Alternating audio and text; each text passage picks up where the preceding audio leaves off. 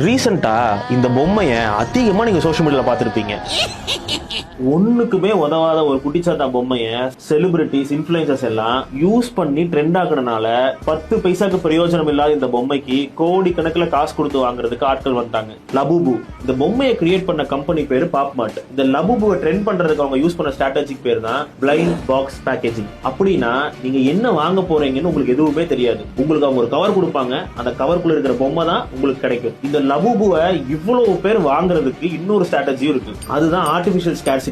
இந்த லபுபு பொம்மையில common, rare, ultra ரேர்னு நிறைய பொம்மை விற்கிறாங்க. அதுல உங்களுக்கு அல்ட்ரா ரேர் பொம்மை கிடைச்சதுன்னா அது ஒரு ஜாக்பாட் மாதிரி. அந்த அல்ட்ரா ரேரான பொம்மை தனக்கு கிடைக்கணுங்கிற சோசியல் பிரஷர்னால நிறைய பேர் அந்த லபுபு பொம்மை இப்ப வாங்கினாலதான் அது இப்ப ட்ரெண்டாவே இருக்கு. நீங்க ஒரு பிசினஸ் ஸ்டார்ட் பண்ற பிளான்ல இருந்தீங்கனாலோ பிசினஸ் ரன் பண்ணிட்டு இருந்தீங்கனாலோ எப்படி இந்த blind box packaging, artificial scarcity, social pressure உங்க பிசினஸ்ல இன்க்ளூட் பண்ணணும்னு நினைச்சீங்கன்னா என்ன ஃபாலோ பண்ணிட்டு டாய்னு கமெண்ட் பண்ணுங்க. நானே உங்களுக்கு அந்த டீடைல்ஸ் டிஎம் பண்றேன்.